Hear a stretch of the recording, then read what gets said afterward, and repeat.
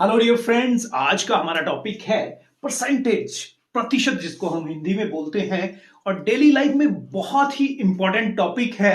अब first example लेते हैं हम। आपके फोन की बैटरी कितनी है?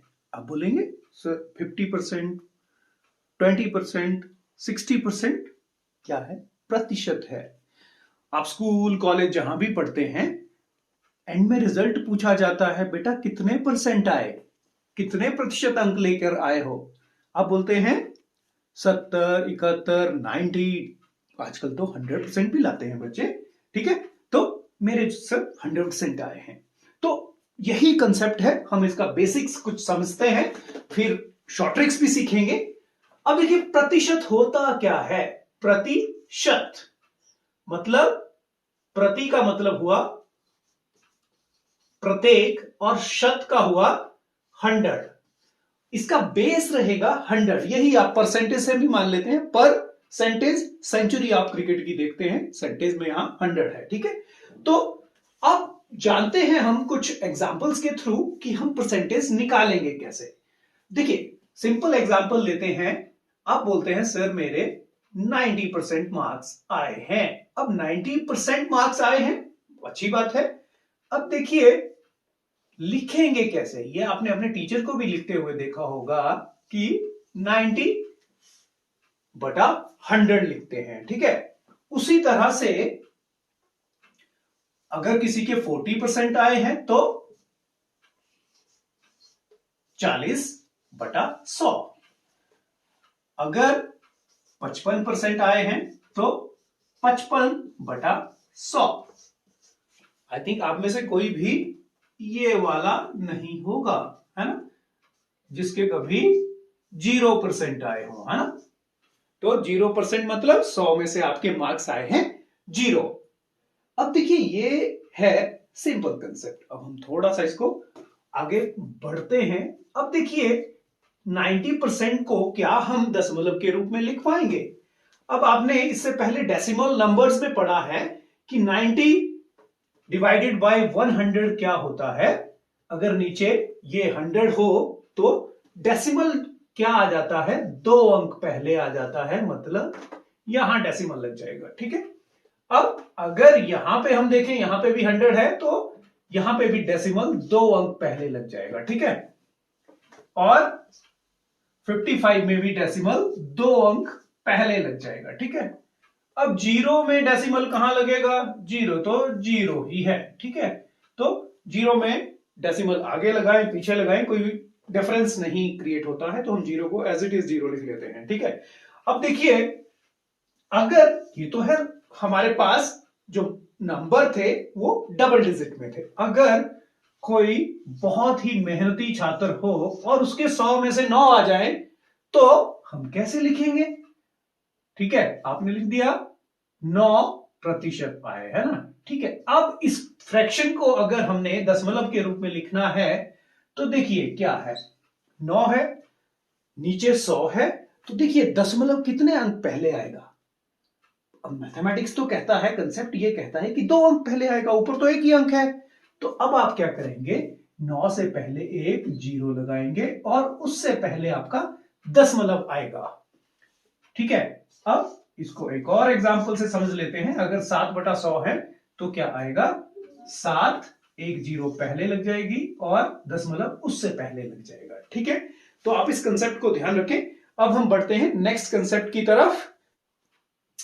डियर स्टूडेंट्स, अब हमें एग्जाम में क्वेश्चन इस तरह से आ जाता है कि 300 का 30% निकालिए, या 30% ऑफ 300 क्या होगा। तो देखिए, आपको करना क्या है, जिस भी संख्या का प्रतिशत निकालने को बोला है, कितना बोला गया है? 30%। तो इसको हम मल्टीप्लाई कर देंगे 30 बटा 100 से। ठीक है, अब देखिए 100 एकम 100, 100 तिया 300। अब आपका आ गया गुणा 3, आपका आंसर आ गया 90। सेकेंड क्वेश्चन को सॉल्व करते हैं। क्वेश्चन आपके सामने है। अब इसका परसेंट आपको निकालना है, तो 50 का परसेंटेज हमें बोला है निकालने को। कितना परसेंटेज बोला है? 60 बोला है। ठीक है, तो हम 60 से मल्टीप्लाई कर देंगे और देखिए, एक 0 यहां से कट गई, एक 0 यहां से कट गई। ठीक है, अब बचा आपके पास 505 इंटू 6, ठीक है। तो आंसर क्या आएगा, 6 5 जा 30, 0 3 आ जाएगा, 6 5 जा 30। तो देखिए आपके पास एक मैजिकल नंबर आ गया 3030। तो परसेंटेज निकालना बहुत आसान है, आप प्रैक्टिस करेंगे तो इस तरह के सभी क्वेश्चंस आप इजीली सॉल्व कर पाएंगे। ये स्टूडेंट्स, अब आपको एग्जाम में क्वेश्चन इस तरह से आ जाता है कि 3/5 को प्रतिशत के रूप में लिखो। प्रतिशत के लिए इस चिन्ह का प्रयोग करते हैं, आप सभी जानते हैं। तो देखिए आपको करना क्या है, अगर इस तरह की फ्रैक्शन लिखी दी गई है तो आप उसको सिंपली 100% से मल्टीप्लाई कर देंगे, ठीक है। अब देखिए 5 1 जा 5 और 25 जा 100, ठीक है। तो आपके पास ये आ गया 60%। 20 को 3 से मल्टीप्लाई करेंगे 60 आ जाएगा, तो ये 60% आ गया, ठीक है।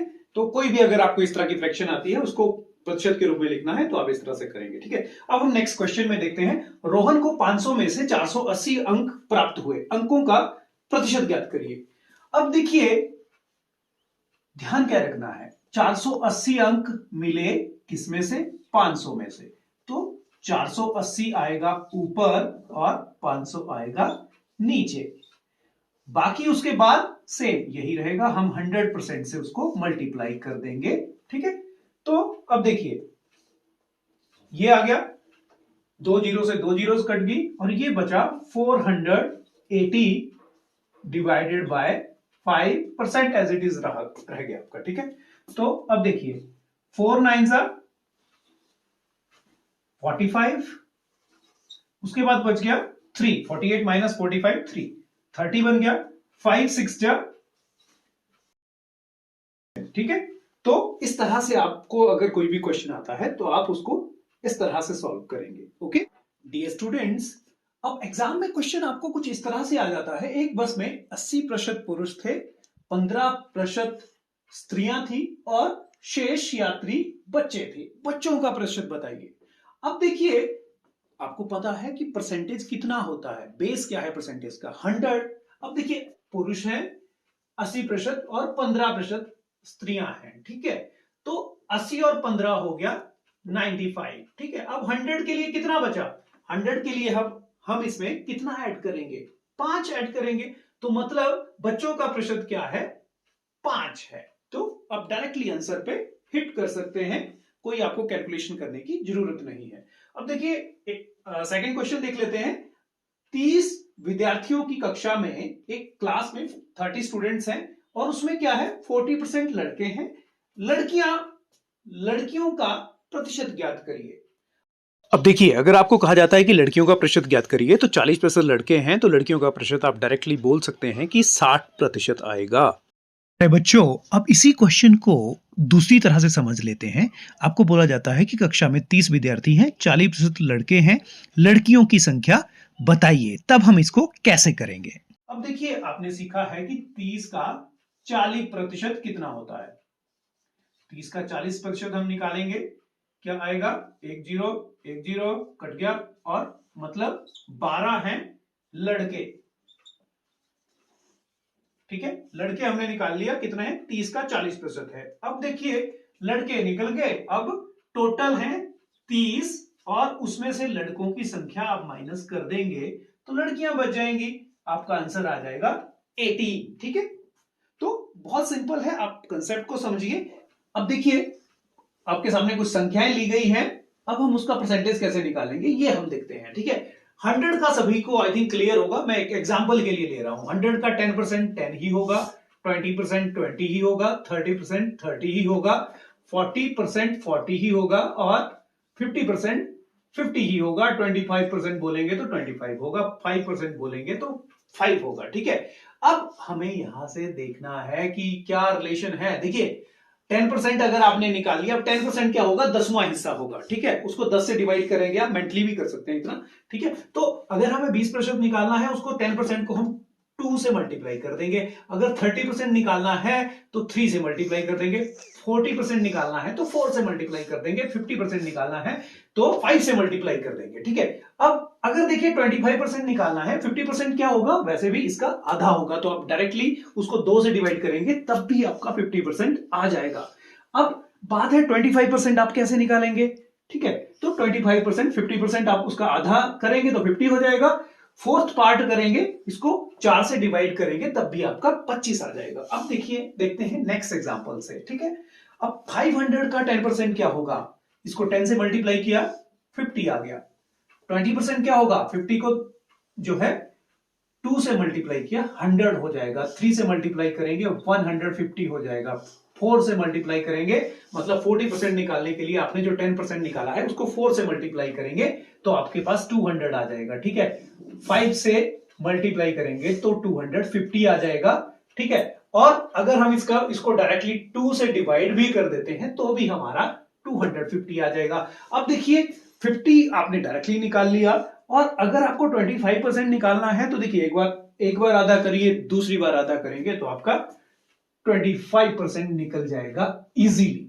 ठीक है, अब देखिए नेक्स्ट हम नंबर ले लेते हैं, अब 5% का भी कर ही लेते हैं। तो 5% जब निकालेंगे तो 50 का जो आपने 10% निकाला है उसका आधा मतलब 25 क्या हो जाएगा, 5% हो जाएगा। अब इसी एग्जांपल से हम ये भी समझ लेते हैं कि अगर आपको बोला जाता है कि 35% निकालना है तो देखिए 30% आपका आ गया, आपने 50 निकाला, 50 को 3 से मल्टीप्लाई किया, 30% आ गया। ठीक है, अब 5% और उसमें ऐड कर दीजिए तो 500 का 35% होगा 150 प्लस 25 जो होगा 175। ओके, आगे कुछ एग्जांपल से समझते हैं। देखिए 120 का 10% आएगा बटा 10 12। ठीक है, 20% आएगा 24, 12 का टेबल आपको आता ही है। ठीक है, 36, 40% आएगा 48 और 50% आएगा 60। ठीक है, अगर 25% बोला जाता है तो इसका आधा मतलब 60 का आधा 30। ठीक है, और अगर 5% बोला जाता है तो आ जाएगा 6। तो है ना बहुत सिंपल। अब देखिए आई थिंक समझने के लिए इतने काफी है। अब अगर आपको बोला जाता है कि इसी संख्या का आप 46% निकालिए, तो देखिए आपने 10% निकाला और 40% आपने निकाल लिया। इसको हम ऐसे भी लिख सकते हैं, क्या मैं लिख सकता हूं,